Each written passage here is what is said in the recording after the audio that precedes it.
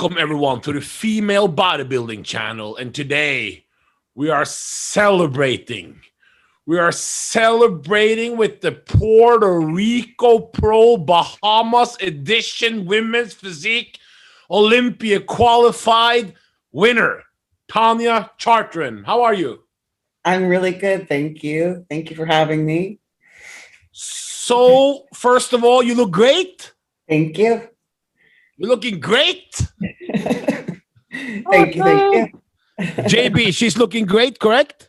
Awesome. Yes. Before we celebrate, we got to talk about the past. Sure. So 2020, you said, I'm finished with this figure nonsense. You won the mass plus 35, was it? A show? 40 plus, and then also the Open. I won both. You qualified to the Olympia. You went to the Olympia. You can against some great athletes: Natalia Coelho, Sarah Villegas, Shanique Grant, Ivy Rain. Yeah. Then you did it. And then what happened after the first Olympia women's physique? What was your mindset after that first Olympia? My mindset after the first Olympia was really just to kind of grow into women's physique, because I didn't have enough time to grow into it. I literally went from, like I said before, women's figure 3 weeks later into women's physique. My body didn't have enough time to develop the way I wanted it to as a women's physique athlete. And I had been in prep for such a long year. In 2020, I started in January and the Olympia was in December. So by the time I got to the Olympia, I was completely exhausted. My body wasn't responding properly. I didn't get to where I wanted to be. So I felt like, even though I pushed through and I made the Olympia stage, I felt like I knew that I had more to offer and that there was more, more that I could bring to the table. So kind of going into this year, the mindset was to really refine my body, make sure that it was, up to par. And I had something to prove to myself, like I didn't want to just be the girl that makes the Olympia stage the one time by fluke or something. So it was really kind of like this, just me proving something to myself this year, going into it and, being the best that I could be as a women's physique athlete. So after Olympia, you hired a new prep coach, correct? I did, yes. Yeah. His name is? Andrew Vu. Very popular amongst the athletes in the pro league, correct? That's correct. He is very, very, very good. Very good coach. What changes would you say you did with him that you usually didn't do? There was more... the training was the same because he didn't do any of my training. So basically I was still training with my other coach. So he was still my trainer for the most part. And Andrew just took over the nutrition and the supplementation and all of those things. So he made everything just more streamlined for me, less to think about. It just was so much easier. Because I had done all of my diet before, like up until I hired Andrew. Everything that I did in terms of diet was on me. So it was always constantly second guessing myself. Am I doing the right thing? So good choice. Are you overthinker? Oh my God. Excuse me, I have a bit of a cold. Yeah. Overthinker for sure. My mind never stops. It never, ever stops. That's got to be exhausting. It's much easier to just get the information, just do it and stick to it and see if it works or not, correct? Absolutely. It takes so much of the stress off of my my plate to just be able to execute. I'm an executor too. So like a robot, you tell me what to do. If I trust you, if I've hired you, you're going to tell me what to do and I'm going to just execute it exactly as you tell me. And the plan works. So then we saw you at the Olympia and we thought, okay, she's there, but was she a little bit lucky to get qualified? I'm not sure. Me and JB were like, oh, okay, but was this pure luck or not? We weren't sure. Then we saw you on the Puerto Rico list. It wasn't you were actually the only Olympia athlete on the list, but it was the biggest list of the entire Puerto Rico, 24 athletes. And did you feel any pressure going in that you were the only Olympia athlete? Yes, but I don't think it was because I was the only Olympia athlete. I think the pressure just came from me internally. Just having something to prove to myself more than anything. So, when you're looking at a list that's that big, very big, regardless of whether there's Olympians on the list or not, there's been so many. If we look back at 2020, there's been so many new pros coming into the IFBB, winning their first shows. A lot of talent that didn't necessarily get to the Olympia stage, but so you can never count that out or discount that. So, going into the show, it was really just the mindset of me making sure that I smashed that girl from 2020 out of the park, and that, I was going to prove to myself that my conditioning could be good, that my size could be good, that everything that I envisioned my body to look like at that point, that's what it was going to do. And, I came pretty close to that. So I feel really good. So on the list, we saw your name and we said, okay, so you were the favorite, isn't it? It's nice to be one of the favorites to win shows, isn't it? It's a big. I didn't think I was the favorite, to be honest with you, but I mean, hey, that's what you say. Sure, I guess it feels really good. Yeah. After prejudging, I called Damien Gordon, and I said, "Bro, I just saw the wrap up with Alina Popa, and she said that Christelle Sarovska, because it was two girls. It was you and Christelle Sarovska that were put to the side. JB, are you there, JB? Yeah, I'm there. Yeah. It was Christelle and you that were instantly went to the side. Yeah. Me and JB, we also liked the girl in third place there. We thought it was close with her too, but she didn't get pulled to the side. But anyway. Yeah, she was really good. She just needed a little bit more conditioning, I think. Yeah, there was no stream, so we were depressed. We were just judging based off pictures.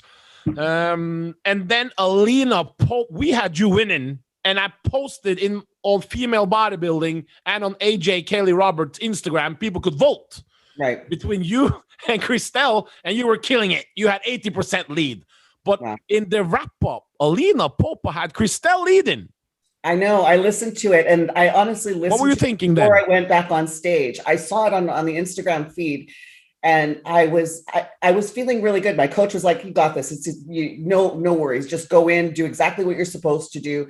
Keep your condition, execute for the night show. You're good."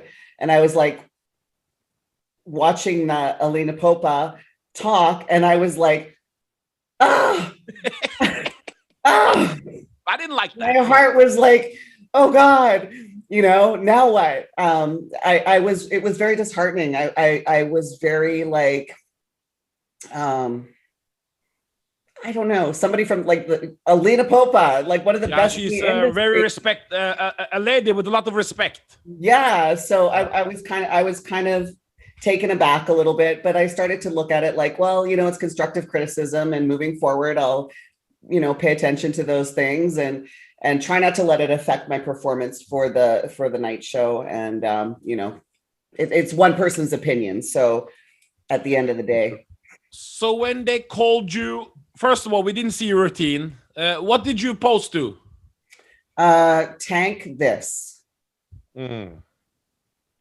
I wish we could have seen it. It's so depressing with no streams in the Pro League right now.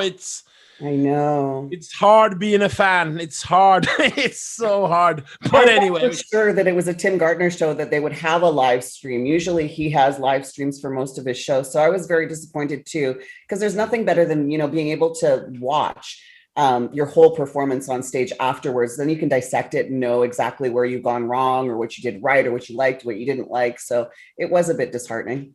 And it's with sad voice, we must report there's no stream for Omaha Pro either. Oh no.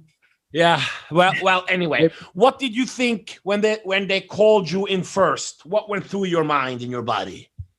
Oh, it was truly overwhelming. I actually had to listen a second time, am I second place or am I first? It took a second for it to click in. And then I saw Christelle walking and my heart just went like, wow, I really did it. I was fighting tears on the side of the stage. I was, I felt very humbled, very blessed to have won or to have achieved the goal that I was working so hard towards. It was kind of like a big, I don't know, a big relief, I guess. Relief might not be the best way to say it, but it felt so good. It was amazing. JB, I saw Tanya in the airport in 2018. Her partner at the time, he was afraid of me, thought I was crazy. I said, bro, what's going on? He was freaking out. Tanya was really stressing. I remember she was, you stress a lot when you compete. Things didn't go as planned then, but the growth, Tanya, in those 2 years, and that you are, I won't say your age on TV, but you are older than 35, and people would have never guessed it. And you're peaking in your 40s, Tanya. You're going to your second Olympia. Your kids are all grown up. You're looking younger than ever. How does it feel? It's got to feel good. It feels amazing. I mean, who would have ever thought that at 46 years old, I don't say it. That's okay. I don't care. Age is just a number. I feel good for 46. So okay. I'm proud of it. I mean, there's, I'm competing against some girls that are in their 20s and 30s. So for me to be 46, I think it's important for a lot of women my age to recognize that it's never too late to go after what you desire. If you work hard enough, there shouldn't be any limitations. So I'm not ashamed of my age at all. Where was I going with that? You're happy, you're feeling confident for this Olympia. You're going to deliver the beatdown. Well, the goal is to be in that top 10 for sure. I told you last year, don't count me out. Yes. Because I know there was a lot of doubt, even though in my first show, there were 16 girls and I did beat them all. So a lot of people were kind of like, should she have won? I don't know, but I still beat 16 girls. So, I'm not going to say that I didn't deserve to win that first show, but the second show, now I really feel like I proved the point that I do belong on the Olympia stage, and, don't count me out, because I have 14 weeks now, 13 and a half to make some more improvements. And, I plan on doing just that. I don't plan on putting on the brakes anytime soon. So. And you're coming in with a win, and you were at your second Olympia, and Valentina Machina, she's out. Rachel Daniels, I don't think she's prepping. I don't know. I haven't seen her do anything. In Europe, we have only 2 shows for people to qualify, so it's not going to get any girls from Europe coming. Well, a few, but there'll be 2, right? Because if there's 2 qualifiers, there'll be 2. And Anne Moon, Laura Rokuda, and Danica Stiller are fighting for those 2 spots. So one of them will not make it. Yeah, so one will not make this Olympia. So you have a good opportunity to even get even higher than top 10, huh? Yeah, well, my coach says we're aiming for top 5. He thinks it's possible. Oh, yeah. So, I'm being realistic and saying if I can reach that top 10, then I'm going to be happy. Obviously, top 5 would be amazing, would be a dream come true. I'm going to work towards that, but I will be very happy with a top 10 finish this year, for sure. JB, say something nice to Tanya before we say goodbye. Thank you. Tanya, thank you very much for having you on. That you have to find the time so rapidly. Just I wish you for having me. Preparation, and it was very nice talking to you. Well, great to talk to you. Thank you. JB is getting a little bit shy when he sees so much muscle at once. That's why he didn't find the best words right now. But anyway, no, we want to thank you for coming on. Me and JB, we were very excited to see your name on the list. We were very excited to see you were in the lead after prejudging. Then Alina Popa freaked us out. And now it's all over now, because we saw you with the victory. And we can't wait to see you at the Olympia again. And this time, we have a feeling you're going to be in the mix for a much higher placing. Thank you. I Definitely. hope so. Thank you so much for having me. Thank you. And we're going to put all your Instagram handles and YouTube names. Do you have a YouTube now? No, I don't have YouTube, no. So it's still the same Instagram handles? Still the same, yep. Thank you. And Tanya, you got to take us out with a front double, please, for the people. For the people at home. Tanya is going to this 2021 Women's Physique Olympia, and we are excited. Thank you very much. Thank you. Thank you. Bye-bye. Take care. Bye-bye. Bye.